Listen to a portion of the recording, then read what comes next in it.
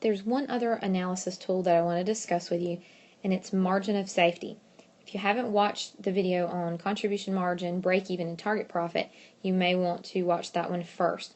We've done some calculations already, and we've used this data already, so if you've seen that, you should be familiar with this. We're going to use the same set of data.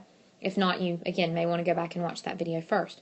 So margin of safety is exactly what it sounds like. It tells me how close I am to being at a zero for profits. So kind of like a break even, but it's a different way to say it. I'm not just saying what is break even. What margin of safety is saying, okay, where am I currently and how close is that to break even? So you actually already need to do break even calculations before you can do margin of safety.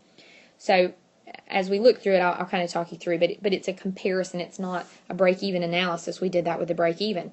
We want to see how close we are to break-even.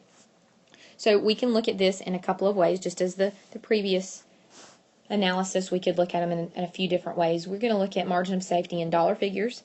We're going to look at margin of safety in units, and then we can also have a margin of safety ratio. So first one, let's look at all of this. I'll put this up here. All of this is margin of safety. How safe are you? What's your safety net? Those kind of things. So the first one, we want to look at margin of safety in dollars. So to do that, what we need to do is take sales and subtract break-even sales.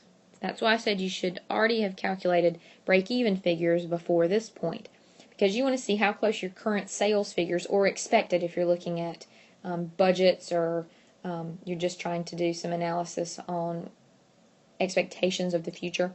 So this is actual or expected sales. And you want to compare that to your break-even point to see how close you are to that. Are you way far away in the good? That would be wonderful. Or are you getting really close and maybe you need to do something? So again, very useful figure. Our current sales in total, these are total figures. Again, in our previous lesson, we looked at some figures and we got total figures. But we had $1,200,000 in sales, $600 per unit for 2,000 units. Then we also did our break-even calculation. Again, if you're not familiar with that, please go look at the previous video that covers that. But our calculation was $1,090,917.02 rounded as far as our break-even sales. So that tells me that our margin of safety in dollar figures is $109,082.98.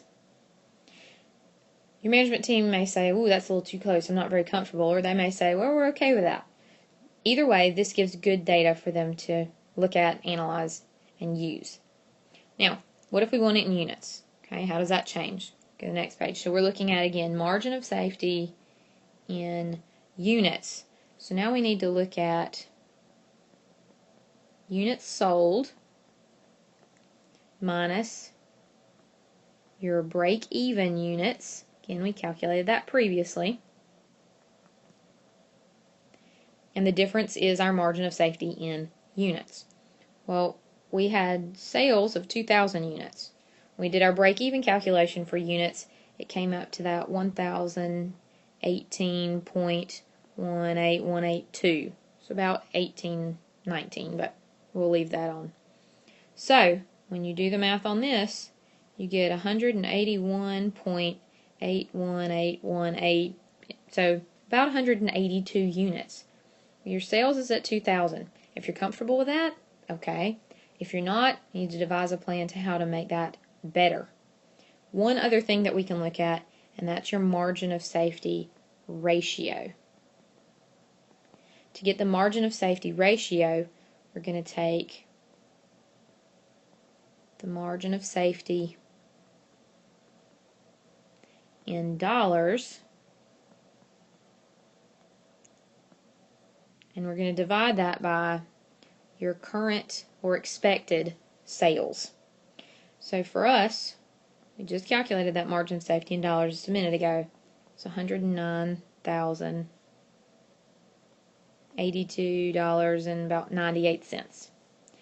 And our current sales figure is $1,200,000. So this means that we have about a 9.0903% margin of safety. It's not a very large cushion. So you may see that because of this, you may want to change some things. 9% is pretty close. 20% wouldn't be that bad. 50% would be, great, keep on going up. That's wonderful. You have a large margin of safety.